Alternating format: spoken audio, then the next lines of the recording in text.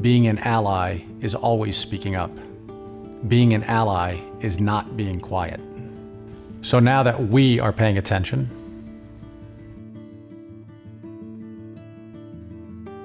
David Ruggiero, I'm Vice President of Sales at Microsoft here in Dallas.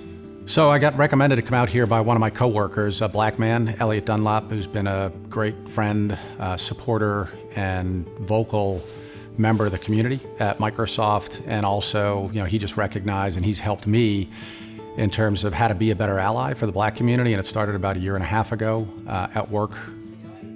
Grew up in an Italian-American household, both parents, Italian-Americans, first generation. So it was a very, let's say, divided culture, because the Italians hung out with the Italians, and as they always articulated it, everybody had their groups that they hung out with.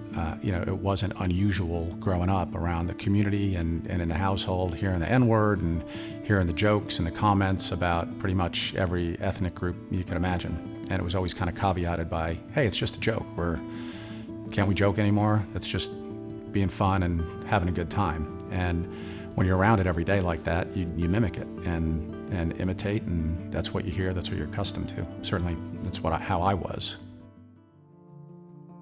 Well, I have actually a personal story that caused something pretty challenging for me. I mean, when I was a kid, and I've told this story at work before as well, I was 4 or 5 years old, and we lived in a totally white community in Westchester County, New York. This is back in 1970, 71.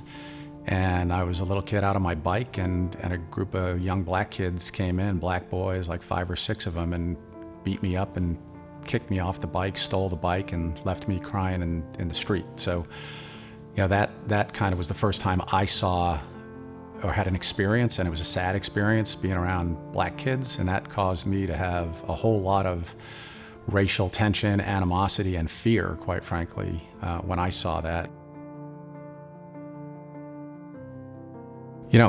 I took off for Europe when I was a junior in college, and I really hadn't traveled a whole lot prior to that. And having experiences of people in school that I dealt with and just around the community that were from all over the world was kind of my first eye-opening experience. That started to open my eyes through that trip, but also through sports, in high school and in my college community, just being around a more diverse group of people. But I would honestly say that even through my life, I've had a few black friends, but not a lot.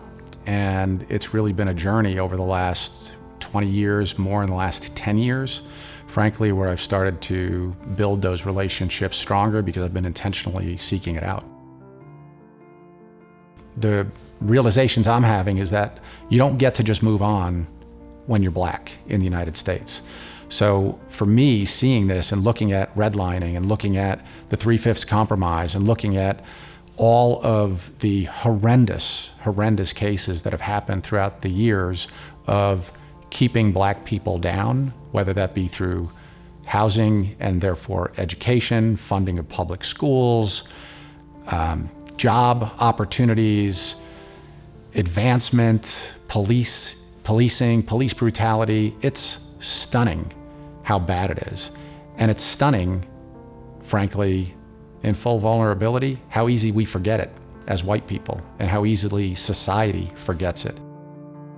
We need to be much stronger allies to think about and try to feel as best we can, what in God's name it would feel like to walk a day where you had to be looking over your shoulder just to go down the street. I see how bad it can be and how challenging it can be. And I've got a powerful voice. I've got a powerful voice just because I'm a human being. I've got a powerful voice because I'm a white man. I've got a powerful voice because I'm an executive in a company that fosters and allows me to have that voice. For me, it's 2 phases in my life. I could either be the person I was into my 20s that said, I'm going to laugh about it and I'm going to joke around along with the rest of the folks who are doing it, or I'm going to be a person who can drive change. And I want to be that person who can drive change. And I want to set an example, for everybody, period, full stop. That's honestly the question I've been asking myself the last few weeks is, how do I keep it going? How do we all keep it going? And I think, number one is just having the conversation and consistently and constantly having the conversations.